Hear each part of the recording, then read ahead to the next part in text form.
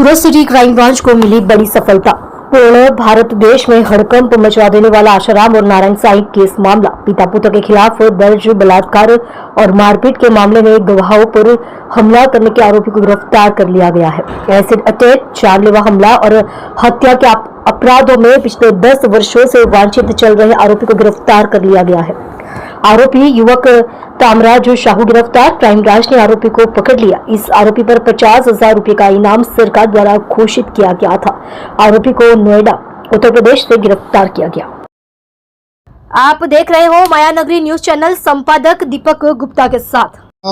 3 જેટલા ગુનાઓ जो જેમાં આરોપી જેના નામ છે તામરાજ સાહુ, એના અલગ અલગ जो તામ્રધ્વજ નામ હતા એલિયાસ તામરાજ સાહુ, અને અત્યારે હાલ જ્યારે પકડાય છે ત્યારે એમના જો રાજ ઉર્ફે સ્ટીફન નામે આપણા નોઈડામાં રહેતા હતા, નામ બદલીને અને અત્યારે બીજા ધર્મ અપનાવીને ધરપકડથી બચવા માટે એના જો સુરત શહેરના ક્રાઇમ બ્રાન્ચના ટીમ જો ડીસીપી મિસ્ટર રોજિયા અને પીઆઈ પરમાર એના ટીમ દ્વારા જો એને પકડવામાં આવેલા છે। આ છેલ્લા લગભગ 6 માસથી આ ઓપરેશન ચાલતા હતા અને પૂરી ટીમો જો સમગ્ર કામ કરતી હતી। એના સુરત શહેરના 2 307ના ગુનામાં વોન્ટેડ હતા અને 1 324ના ગુનામાં વોન્ટેડ હતા।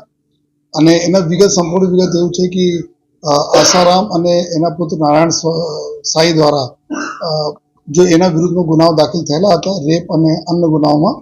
તો જેટલા બી સાક્ષીઓ હતા, જેટલા વિટનેસીસ હતા જોઈએ, તો વિટનેસીસને મારવા માટે જે તે લગભગ 2014ના આસપાસ એક આ લોકો ગેંગ બનાવી, જેમાં એક કાર્તિક નામનો માણસ હતા અને આ તામરાજ હતા અને બીજા અન્ય લોકો હતા, જેમાં કાર્તિક અત્યારે લગભગ છેલ્લા 10 વર્ષથી જેલમાં છે ગુનામાં પકડાઈને, અને આ જો તામરાજ વોન્ટેડ હતા જોઈએ। અને એના પૂરે ગેંગ દ્વારા પૂરે દેશભરમાં જેટલા બી સાધકો હતા, જેટલા બી વિટનેસીસ હતા જોઈએ, એને ટાર્ગેટ કરके મારવાના જો આ લોકોને પૂરા આ પ્લાનિંગ કરે અને પછી એક્ઝિક્યુટ કરતા હતા। આમાં ખાસ કરીને જો એના એમઓ હતી, આ જો તામરાજને એમઓ હતી કે જો એના ટાર્ગેટ રહેતા હતા, ટાર્ગેટના ઘરના આજુબાજુ મકાન ભાડે પર રાખી લેતા હતા અને ભાડેમાં રાખીને લગભગ 2-3 માસ એના રેકી કરતા હતા। રેકી કરવા પછી જો એના પર ફાયરિંગ કરીને, ચપ્પુ મારીને અથવા એસિડ અટેક કરીને આ ગુનાઓ કરતા હતા।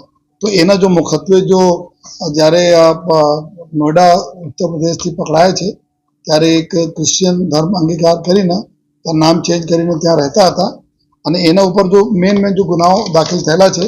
આમાં સુરત શહેરમાં એક 2014માં ખટોદરા વિસ્તારમાં એક બિમલેશ ઠક્કર હતા, જેની વાઇફ બી એક વિક્ટિમ તરીકે હતી जो है।